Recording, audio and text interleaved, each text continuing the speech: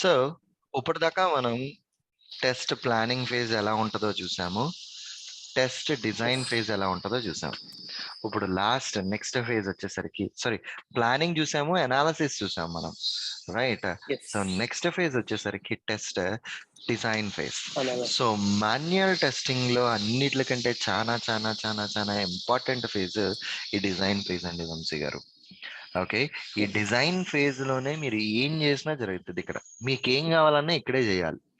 ఏంటి అసలు ఈ డిజైన్ ఫేజ్, దీని ఆబ్జెక్టివ్ ఏంటి అంటే కనుక, ఈ డిజైన్ ఫేజ్ లో మనం మాన్యువల్ టెస్టర్ లో we need to create our test cases in this phase.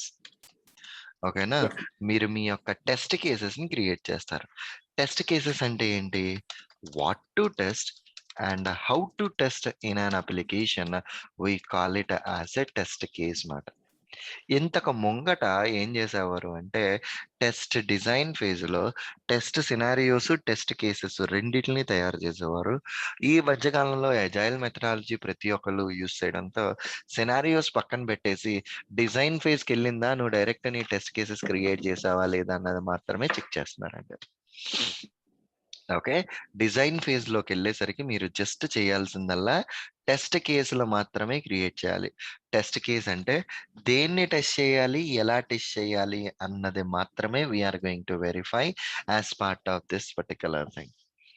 Okay, good. So next పాయింట్కి వచ్చేసరికి ఇక్కడ ఎట్లా ఉంటది అంటే, ఫస్ట్ థింగ్ ఈ డిజైన్ ఫేజ్ లోకి వచ్చేసరికి ఈ టెస్ట్ కేసెస్ మనం క్రియేట్ చేస్తాం అనుకుంటున్నాం కదా, ఈ టెస్ట్ కేసెస్ ని మనం యూజువల్లీ ఎక్సెల్ ఫైల్లో మెయింటైన్ చేస్తామండి. Okay, so we will maintain in an excel file. Depending again, ప్రతిసారి ఎక్సెల్ ఫైల్లోనే చెయ్యాలి అన్న రూల్ ఏం లేదు. మీ కంపెనీ వాళ్ళు ఏదన్నా సాఫ్ట్వేర్స్ వాడుతున్నారు అనుకోండి, క్వాలిటీ సెంటర్ కానీ, జీరా కానీ, వాటిల్లోకి వెళ్ళి కూడా చేయొచ్చు. మెజారిటీ ఆఫ్ ద ఆర్గనైజేషన్స్ మొట్టమొదట టెస్ట్ కేసెస్ రాయాలి అంటే ఎక్సెల్ ఫైల్లో మాత్రమే రాస్తారు. ఈ ఎక్సెల్ ఫైల్కి కూడా there is no industry standard. ఏ దానికి కూడా ఒక ఇండస్ట్రీ స్టాండర్డ్ అంటా లేదండి ఎక్సెల్ ఫైల్ కి. ఒక కామన్ గా నడిచిపోతుంది. ఏ కంపెనీకి వాళ్ళకి ఎవరికి కావాలంటే అట్లాగా ఆ టెంప్లెట్ వాళ్ళకి నచ్చినట్టు క్రియేట్ చేసుకుంటారు. సో ఇప్పుడు మన దగ్గర ఒక స్టాండర్డ్ టెస్ట్ కేసు టెంప్లెట్ ని నేను ఓపెన్ చేస్తున్నాను. సో ఒక టెస్ట్ కేస్ అంటే కనుక ప్రతి టెస్ట్ కేస్ కి ఒక ఐడి ఇవ్వాలి మీరు. Okay, TC0001 pre condition. ఈ టెస్ట్ కేసును ఎగ్జిక్యూట్ చెయ్యాలి అంటే ఏది ఉంటే నువ్వు ఈ టెస్ట్ కేసును క్రియేట్ చేయగలవు, pre condition. Test case description, ప్రతి ఒక్క టెస్ట్ కేసుకి కూడా ఒక సర్టెన్ డిస్క్రిప్షన్ ఇవ్వాలి. And then steps to perform, ఈ టెస్ట్ కేసుని ఎలా ఎగ్జిక్యూట్ చేస్తావు.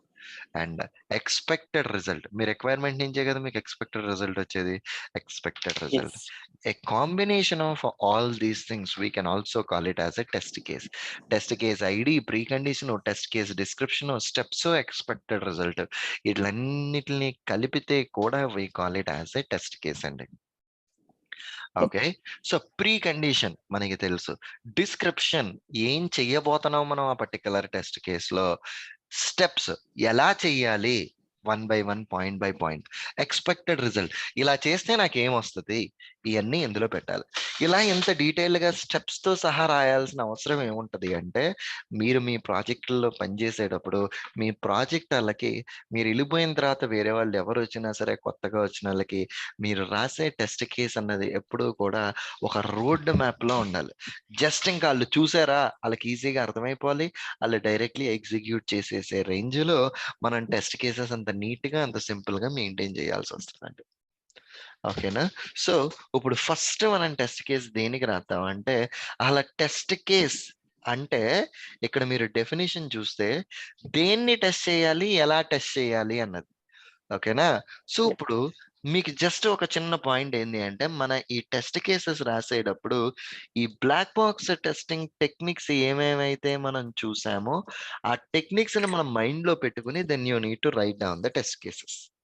Okay, see test case in the sense ultimate గా ఏంది అంటే, దాన్ని మనం ఎలా ఎగ్జిక్యూట్ చేస్తాము అన్నది మాత్రమే మనం కన్సిడర్ చేస్తామండి.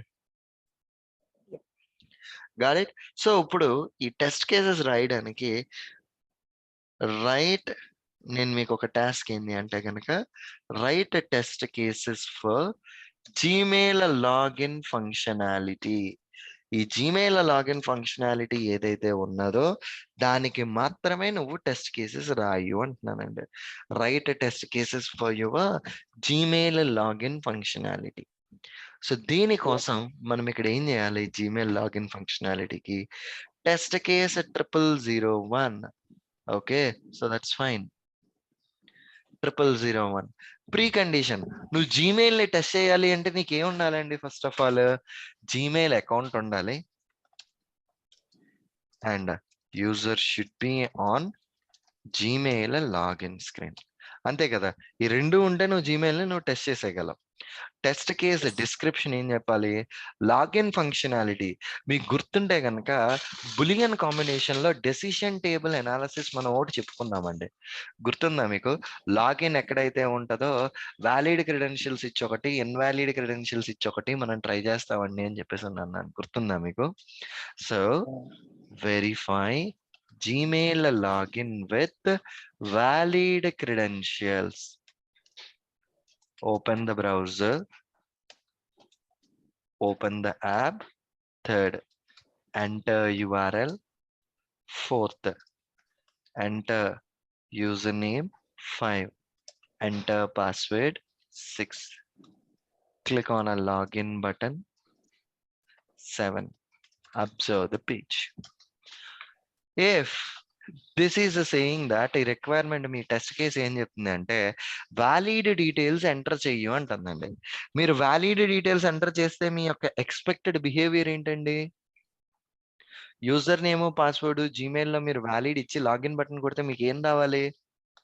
Inbox page right. Next test case 0002. So pre condition ఏం మారదు. Verify Gmail login with invalid credentials. User name password ఒక్కటే, ఇన్వాలిడ్ డీటెయిల్స్ వెళ్తాయి. Enter invalid user name, enter invalid password. So invalid details ఇచ్చినప్పుడు మీకు ఏమవ్వాలి? Error screen అంటే inbox లోకి వెళ్ళకూడదు, ఎర్రర్ మెసేజ్ రావాలి కదా. పోనీ error message should display. Okay, so ఈ రెండోది. మూడో టెస్ట్ కేస్ 0003. ఇక్కడ verify Gmail login with invalid యూనేమ్ అండ్ వ్యాలిడ్ పాస్వర్డ్ అండి. యూజర్ నేమ్ ఇన్వాలిడ్ ఇచ్చి వ్యాలిడ్ పాస్వర్డ్, ఈవెన్ స్టిల్ నీకు ఎర్రర్ మెసేజ్ రావాలి. Username valid, password invalid, even నీకు స్టిల్ ఎర్రర్ మెసేజ్ రావాలి. ఓకే, ఇవి నార్మల్ గా మన డెసిషన్ టేబుల్ అనాలిసిస్ చెప్తుంది ఇంతవరకు. ఓకే, సో ఇప్పుడు లాగిన్ స్క్రీన్ లో username password mandatory fields, అంతే కదా. మ్యాండేటరీ ఫీల్డ్స్ ఎంటర్ చేయకపోతే అసలు మిమ్మల్ని ఎదరికే తీసుకెళ్ళకూడదు.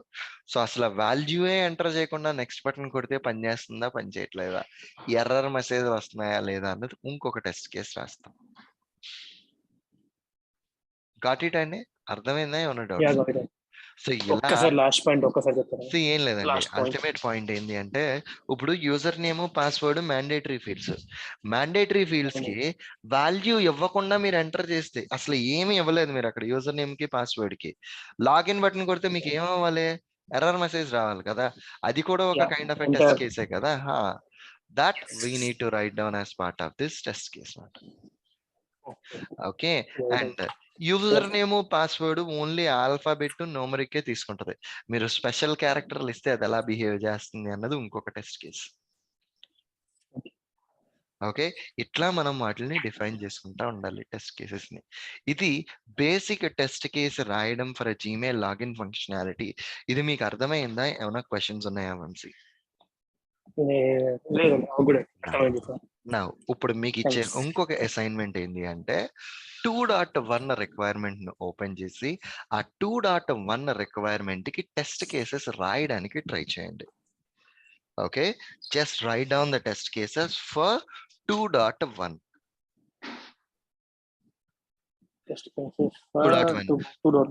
Choose the subscription type అని ఉన్నది కదా. For that, try writing down the test cases from your end. అలా మీరు రాస్తే ఎలా రాస్తారు అన్నది ఈ రోజుకి అది ట్రై చేయండి. ఓకే, షూర్ అండి, చేస్తాను. 2.5 నుంచి కింది వరకు అన్ని 2.1 దగ్గర రిక్వైర్మెంట్లు ఓన్లీ అర్థం టెస్ట్. చేసుకోవాలి. 2.1 మాత్రం టెస్ట్ కేసెస్ రాయండి. ఇది మీ task. We will continue the topic in the next session. Okay.